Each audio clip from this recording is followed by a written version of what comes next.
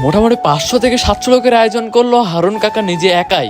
আর এই জায়গাটি হলো হারুন কাকার দেওয়া নতুন বাড়ির কাছে। খাওয়া দাওয়া রান্না বান্নার কাজ সব করা হয়েছে কচুগাঁয়ের ফকির বাড়ি উচ্চ বিদ্যালয় মাঠে। তাই আর বেশি দেরি না করে সোজা চলে যাওয়া ভিডিওতে। আর এইখানে সবচেয়ে বড় দায়িত্ব কিন্তু আমাদের রাব্বি মামু। তো ধাপে ধাপে আপনাদেরকে সব দেখানোর চেষ্টা করবো। ফার্স্টে দেখলেন কলা চেনতেছে, তারপরে এইদিকে গুড়ের শরবত বানানো হচ্ছে। আর এখানে কিন্তু প্রচুর পরিমাণে গুড় আছে, সবাই দেখছেন ধাপে ধাপে তাদের মতো তারা কাজ চালিয়ে যাচ্ছে। আর পাশে কিন্তু আমাদের কিছু বড় ভাইরা বসে আছে। সাকিব কাকা দেখি এখানে খুব যত্ন সহকারে গুড়গুলোকে ছাড়িয়ে নিচ্ছে। আর ভাই গুড়ের কালার দেখি ভাই মাথা নষ্ট।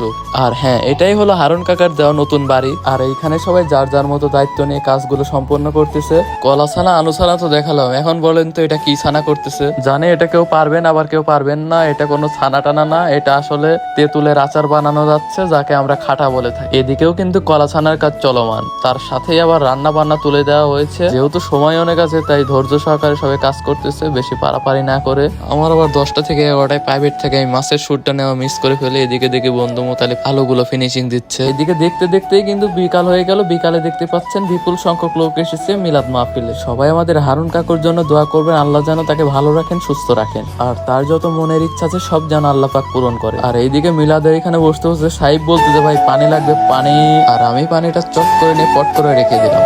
আর লাস্ট পর্যন্ত দেখেন লোকের কিন্তু অভাব নাই, সবাই সবার মতো চারিদিকে পজিশন করে নিয়েছে। তো ভিডিও এই পর্যন্ত, সবাই ভালো থাকবেন, আল্লাহ হাফেজ।